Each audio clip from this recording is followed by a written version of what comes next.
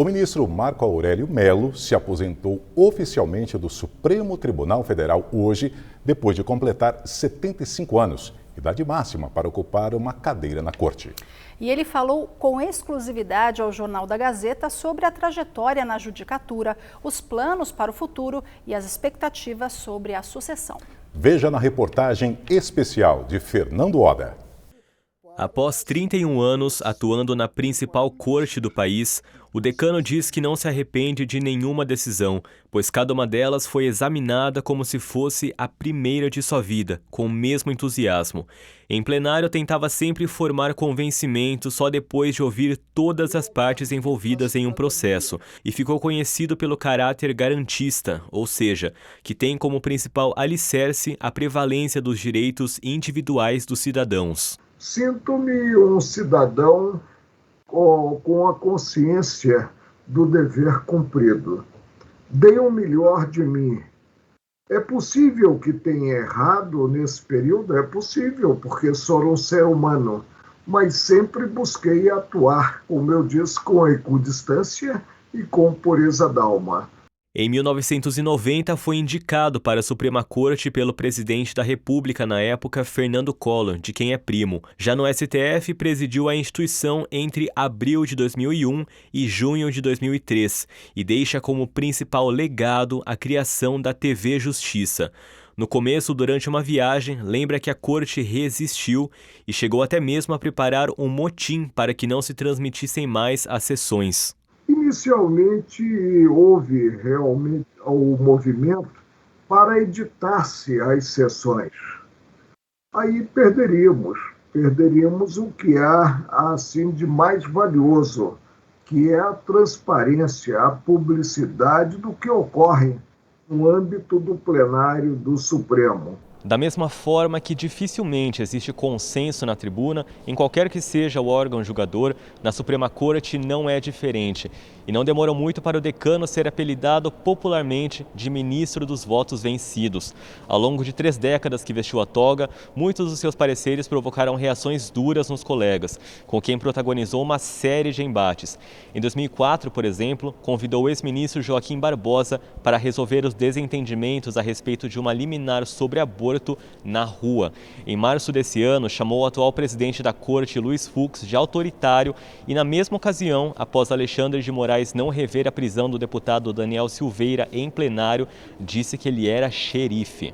Marco Aurélio Mello recebeu críticas também pelas decisões que beneficiaram réus famosos. Em outubro do ano passado, concedeu liberdade ao traficante André do Rap, vinculado ao PCC, pois, segundo ele, havia expirado o prazo da prisão preventiva sem que tivesse ocorrido renovação da decisão ou sentença condenatória definitiva.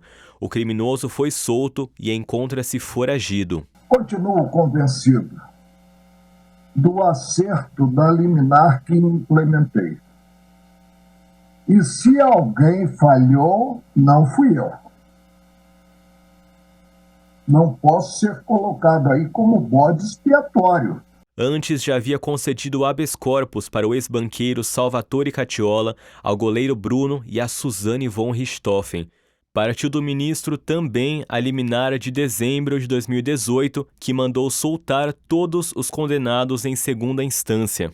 A decisão colocaria em liberdade o ex-presidente Lula, que estava preso, mas o então presidente do Supremo, Dias Toffoli, a derrubou e o petista só foi solto 1 ano depois.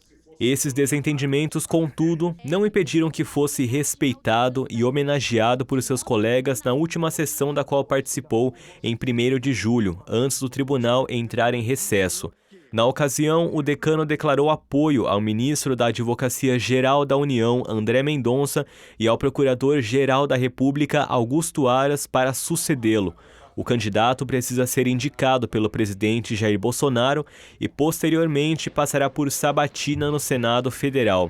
Ao Jornal da Gazeta, comentou sobre as discussões a respeito do perfil religioso do postulante ao cargo. Sou católico por batismo, né?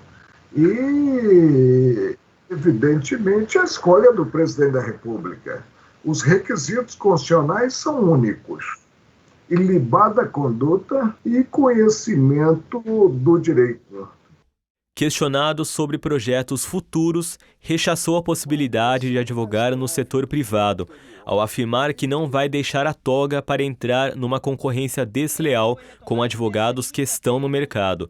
Demonstrou interesse pela atividade acadêmica, mas depois de 42 anos na magistratura, prefere não fazer planos e se dedicar à família e aos livros, que ainda não teve a oportunidade de ler.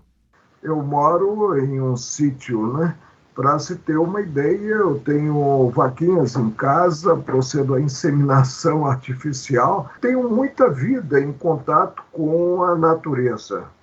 Claro que não esmorecerei considerado o direito, considerada a minha participação como cidadão.